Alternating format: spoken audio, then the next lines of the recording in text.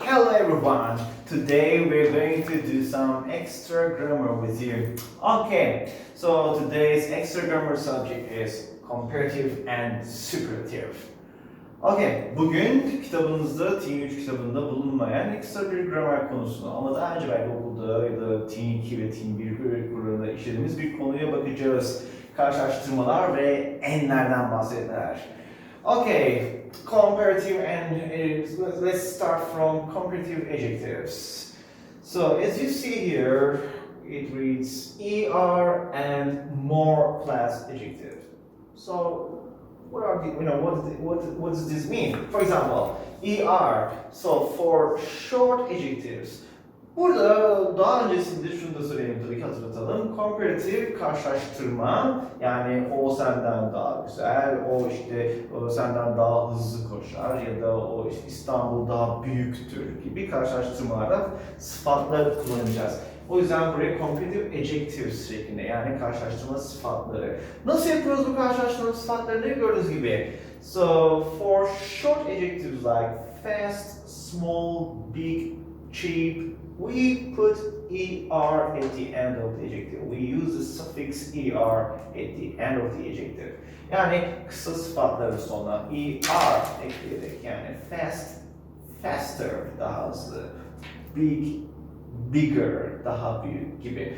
Daha uzun sıfatlarda, yani beautiful, en az 3 heceli sıfatlarda beautiful, expensive, exciting gibi sıfatlarda ise er değil, başına more ekleyerek, yani beautiful güzel, more beautiful daha güzel, exciting heyecan verici, more exciting daha heyecan verici gibi. Now we're going to see the example sentences with different forms of comparative adjectives here. The first one goes, I am 3 years older than my little brother. Gördüğünüz gibi bu old, büyük, yaşlı anlamında, older dediğimizde daha büyük, yaşça daha büyük anlamında. Ve bunların mesela çok daha büyük ya da işte 3 yaş daha büyük, 2 yaş daha küçük gibi şeylerde onları en başına bunu ekleyebiliriz o bilgiyi. Yani I am older than my little brother deseydik, ben küçük kardeşimden daha büyük. It's obvious. But of course, this information is also important here. I am 3 years older than my little brother. Ben küçük erkek kardeşimden 3 yaş daha büyüğüm. Okay, next one. Light travels much faster than sound. Okay, biliyorsunuz ışık havada ve uzay boşluğunda seyahat eder, ilerler ve çok hızlı. Light travels at a speed of maybe 300,000 kilometers per second. It's incredible. Evet, ses de hızlıdır, ışık da hızlıdır. But light travels much faster than sound. Evet, ışık seyahat eder ama nasıl? Daha hızlı. Faster, daha hızlı. Hatta nasıl daha hızlı? Çok mu az bir fark var? No, baya daha hızlı. O yüzden much faster şeklinde, faster daha da vurgulamak için much koydum. Çok daha hızlı anlam vermek için. Much faster than sound. Bu örneklerde gördüğünüz gibi than, eğer karşılaştırdığımız şeyi de söylüyorsak, şundan daha büyüktür, daha hızlı gibi, onu karşılaştırdığımız şeyin önüne than koyarak belirtiyoruz. Faster than sound, bigger or older than my little brother gibi. Istanbul is way bigger than Çanakkale. So Çanakkale is a small city and Istanbul is a very big city. And when we compare these two cities, regarding their sizes, you could say Istanbul is bigger than Çanakkale. Yeah, but the difference is like huge. And fark bayağı büyük. Maybe you can fit 100, maybe even more Çanakkale, Çanakkale's in the city of Istanbul. That's why Istanbul is way bigger. Büyük, bigger, daha büyük. Way bigger, aynı burada nasıl maçla bir derecelendirme yaptım, daha hızlı ama çok daha hızlı. Bu da buradaki maçla buradaki way de aslında aynı anlam veriyor. Way bigger, çok daha büyük. İstanbul çok daha büyüktür Çanakkale'den. İstanbul is way bigger than Çanakkale. And you have to be a bit more patient. Ne olmak zorundasın? You have to be a bit more patient. Biraz daha sabırlı olmalısın. Gördüğünüz gibi burada dünden daha sabırlı ya da Ahmet'ten Mehmet'ten daha sabırlı gibi bir karşılaştırma değil de daha doğrusu şu anki olduğundan daha sabırlı olmalısın. Yani tam böyle kesin bir karşılaştırma yok. Sabırlısın belki eyvallah, daha sabırlı ol. O yüzden then buradaki gibi then kullanmadım. Direkt you have to be more patient. Daha sabırlı olmalısın. You have to be more patient. Peki bundan farkı ne? Old gördüğünüz gibi tek bir one syllable adjective and we say er, old, older. And another one syllable adjective, fast. And faster we put the suffix er to make it a comparative adjective or bigger. But this time patient is a longer adjective. So we don't say you have to be a bit patienter. No, it doesn't sound right. So we say more patient. Daha sabırlı. Another similar example. I think paragliding is more exciting than snowboarding. And also you see here, exciting, it's 3 syllables and it's kind of long. It's a longer adjective than big, small, fast, cheap, or etc. So that's why we don't say exciting-er. No, it doesn't sound right. So we say more exciting. Yani bence yamaç paraşütü daha heyecan verici bir aktivite, daha heyecanlıdır. Neyden? Snowboard'dan daha heyecanlıdır. I think it's more exciting than snowboarding. You must drive slower or more slowly in this area. Maybe you're driving your car and you're going on the road which is very near to the school and your friend said, hey, be careful, you must drive slower or more slowly in this area. Evet, sürmelisin, arabanı sürmelisin. Nasıl? Daha yavaş ya da daha yavaş bu bölgede. Gördüğünüz gibi bazen de slow ya da bazen slowly gibi zarf şeklinde yapıyorsak da more slowly, bazen iki durumunda er'ın ya da more yapılan adjective, comparative adjective halinde doğru olduğu nadir durumlar olabiliyor böyle. Slower or more slowly. They are both correct. You have to be more careful next time. Ne olmak zorundasın yine? Buna benziyor değil mi? You have to be more patient demiştik. Daha sabırlı olmalısın. Burada ise ne olmak zorundasın? You have to be more careful next time. Bir dahaki sefere, next time, you have to be more careful. Daha dikkatli olmalısın. Yine careful, uzun bir sıfat. Careful'ır şeklinde değil. More careful, başına more koyarak comparative adjective haline getirdik. Some adjectives are irregular. Yes, again, we have some irregular adjectives here. But don't worry, it's not like irregular verbs in past tense. This time we have just a couple of irregular adjectives. For example, evet, bazı sıfatlarda hani er ya da more değil, düzensiz olarak değişiyor ama meraklanmayın, bunlar çok fazla, endişelenmeyin daha doğrusu. Bunlar böyle geçmiş zamandakiler gibi büyük bir liste değil. 4-5 tane var ve en çok kullanılanları tabii ki good ve bad, iyi ve kötü. Bunlar gooder ya da better şeklinde daha iyi ya da daha kötü olmuyorlar. Good becomes better, daha iyi. Bad becomes worse, daha kötü. Let's see the examples. I can draw well, but your drawings look better than mine. Evet, ben güzel çizim yapabiliyorum, iyi çizim yapabiliyorum. Fakat senin çizimlerin daha iyi gözüküyor. Neyden? Benimkinden. Senin çizimlerin benimkinden daha iyi duruyor. They are better, not gooder, better. And next one. The weather is terrible today, but yesterday it was even worse. Okay, bugün hava berbatmış. Terrible is too bad. Fakat dün, but yesterday it was even worse. Dün daha kötüydü, hatta daha bile kötüydü. Yani bugünden de kötüydü. Oradaki bugünden bile kötüydü ki o bile vurgusunu biz İngilizce even'lamıyoruz. It was even worse. Daha bile kötüydü dün. Okay, now let's see some other comparative forms.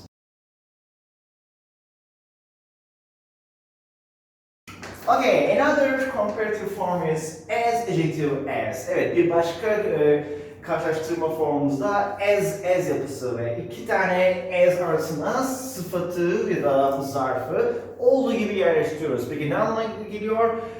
Kadar güzel, kadar hızlı, kadar büyük ya da o kadar hızlı değil işte ya da büyük ama o kadar işte bilmem İstanbul kadar büyük değil gibi anlamlar elde ediyoruz bu yapıyla. So now we're going to see the examples and you will understand much better. For example, the weather this summer is as awful as last year. It's been raining all week. Okay, so last year we had terrible weather in summer. And this summer, like this year, we have terrible weather as well. Evet, geçen sene yaz hava çok kötüydü. Bu sene de çok kötü. Ve o yüzden diyoruz ki the weather this summer, bu yaz hava geçen seneki kadar kötü. As awful as last year. Yani geçen seneyi aratmıyor anlamında. It is as awful as last year. Why? Because it's been raining all week. Yeah, so raining in summer. So we don't like rain in summer. But sometimes it's good. Every now and then. Maybe once a month. It's good. Or another example. You should study as hard as your classmates. Maybe you're studying hard. Maybe you are doing your best. At least you're trying your best, okay? But your classmates work or they study harder than you do. And maybe your teacher or your mom or your dad give some advice. They say, oh, you should study as hard as your classmates, sweetheart. Yani ne yapmalısın, ders çalışmalısın. Nasıl? Sıkı bir şekilde ama sınıf arkadaşların kadar sıkı çalışmalısın onlarla arayı açmamak için. Onlar kadar sıkı çalışmalısın. So it means you shouldn't study less hard than your classmates. You should just study as hard as you can, as hard as your classmates. And next one, Spanish is difficult. But German is just as difficult as Spanish. Evet, İspanyolca zor bir dil diyor. Fakat Almanca da İspanyolca kadar zor. Gördüğünüz gibi burada Almanca İspanyolcadan daha zor gibi bir direkt karşılaştırma yok. Sadece evet İspanyolca zor ama Almanca da bir o kadar zor. Almanca da İspanyolca kadar zor. German is also as difficult as Spanish. Oh, we aren't as happy as we were in our old class. Evet, okay, maybe we are happy, but in our old class we were happier. Evet, belki yine çok mutsuz değiliz, yine mutluyuz ama eski sınıfımızda daha mutluyuz. So, in the sentence, we explain that situation. And the students say, oh, we aren't as happy as we were in old class. Yani biz eski sınıfımızda olduğumuz kadar mutlu değiliz. Yani ne diyor? we were happier in our old class, but in this class, we are still happy. Okay, it's not a big deal maybe, but we were happier in our old class because we aren't as happy as we were in our old class. Okay, and Cristiano Ronaldo and Messi. Ronaldo and Messi. If you are interested in football, you must be familiar with this long-standing discussion, long-standing comparison. Ronaldo or Messi? Ronaldo is an amazing player, but he is not as talented as Lionel Messi. Evet, Ronaldo müthiş bir oyuncu. Fakat he is not as talented as Messi. Talented is like you have a natural born talent. Even when you were a baby, you have some necessary skills to have a profession or to be expert at that particular sport or another activity. So Ronaldo harika bir oyuncu fakat Lionel Messi kadar yetenekli değil. So he's a very brilliant player and he works hard, he trains hard. But when it comes down to talent, Messi is much better than Ronaldo. So Messi kadar yetenekli değil. And Ankara is not as big as Istanbul. Okay, Ankara is a very big city. Ankara is the capital of our country, Turkey, and it's a big country with a population of I think 5 or 6 million. I'm not really sure. So it's a big country, a big city, but it pales in comparison when we talk about Istanbul, of course. For example, Istanbul is it is a population of maybe 15 million, 16 million, right? It's really, really big. So that's why Ankara is big, but Ankara is not as big as Istanbul. Evet, Ankara büyük bir şey ama İstanbul kadar büyük değil. Okay, so these are some comparative forms we can use. And now let's talk about the superlative forms.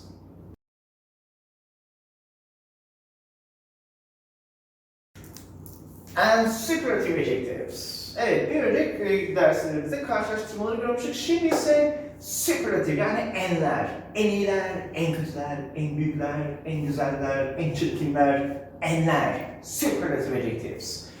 Okay, superlative adjectives. So these adjectives come in two ways, two forms. For short adjectives like fast, cheap, or small, we put est like fast, fastest, small, smallest.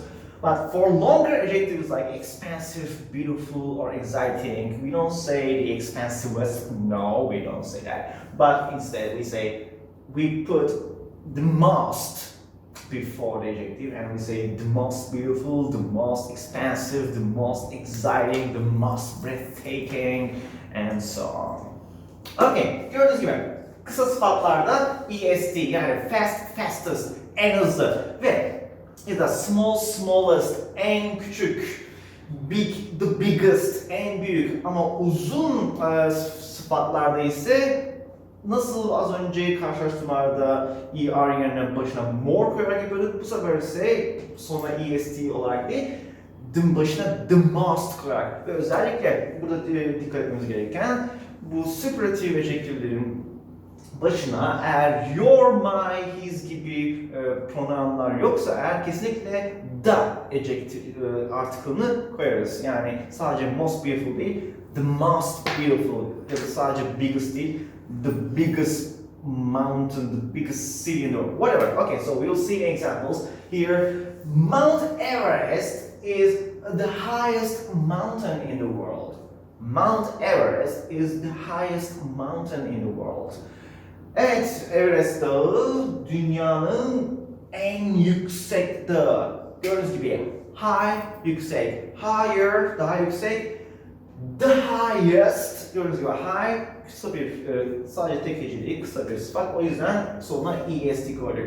The highest mountain in the world. Or let's take Turkey, for example. Mount Ağrı or Mount Ararat is the highest mountain in Turkey. And I had the most exciting day of my life yesterday. I had the most exciting day of my life yesterday. So, dün hayatımın en heyecanlı gününü yaşadım. I had the most exciting day. Yani gördüğünüz bu sefer exciting, 3 heceli, biraz uzunca bir sıfat. Bu yüzden excitingest çok saçma duruyor değil mi? O yüzden the most exciting, en heyecanlı. And just like in comparison forms, we have some irregular adjectives in superlative forms as well, but don't worry, they are the same adjectives. Good and bad. Okay, aynı karşılaştırma olduğu gibi superlative yaparken, yani enlerden bahsederken de good ve bad, yani iyi ve kötü sıfatları da düzensiz. Yani en iyi derken the goodest değil, ne diyoruz? The best. Mesela biliyorsunuz en iyi arkadaşlarımız derken mesela Selda is my best friend. Orada hatırlayın. Ya da en kötü derken the baddest değil de ne kullanıyoruz? The worst. Bakalım. This cafe has the best desserts in town. Evet, bu kafe neye sahipmiş? Şehirdeki en güzel tatlıları servis eder, en güzel tatlılara sahip. This cafe has the best desserts in town. And yesterday was the worst day of my life. Dün hayatımın en kötü günüydü. Yesterday was the worst day of my life. Okay. And there's one more phrase or one more pattern I want to show you about these superlative forms. Sometimes when we talk about these superlative things, we include more than one things. For example, we say things like, this is the best book in the world. Bu dünyanın en iyi kitabı. Biraz çok iddialı değil mi? Ama şey diyoruz o zaman, bu dünyanın en iyi kitaplarından birisi diye biraz daha hafifletiyoruz. Yine bence belki de sizin için en iyi kitap olsa bile bize bence bu dünyanın en iyi kitaplarından birisi. I think this is one of the best books in the world. Gördüğünüz gibi bu one of the most, one of the when superlative adjective form is used for when you're talking about this particular thing and it's being the member of the superlative group. Okay, so there are also some other very good books around the world, but that book is certainly one of them. Yani the best book dediğimizde en iyi kitap. Şöyle this is the best book, bu en iyi kitap. This is one of the best books, bu en iyi kitaplardan biri. And let's see the examples here as well. She is one of the smartest students in our school. Evet, o okulumuzdaki en zeki öğrencilerden biri. She is one of the smartest students. Ve öğrenci grubundaki o en zeki öğrenci grupları sadece bir değil daha fazla olduğu için burada students'tan anlayabilirsiniz onu. But this guy, this girl, she's one of the smartest, en zekilerinden biri. So that means there are some other smart students in school, but she's also one of them. Istanbul is one of the biggest cities in the world. Yeah, Istanbul is the biggest city in Turkey. Değil mi? İstanbul Türkiye'nin en büyük şehri ama dünya ölçeğiyle konuşursak eğer gene büyük ama en büyüğü dediğimiz daha büyük şehirler var. Like Shanghai, Tokyo for example. So these are bigger cities than Istanbul. But Istanbul is one of the biggest cities in the world. İstanbul dünyadaki en büyük şehirlerden biri. Is one of the biggest cities. And this hotel is one of the best in Ankara. So there are so many luxuries, high quality hotels in Ankara, and this hotel is one of them. So this hotel is one of the best hotels in Ankara. Evet, bu otel Ankara'daki en iyilerinden birisi. En iyisi mi?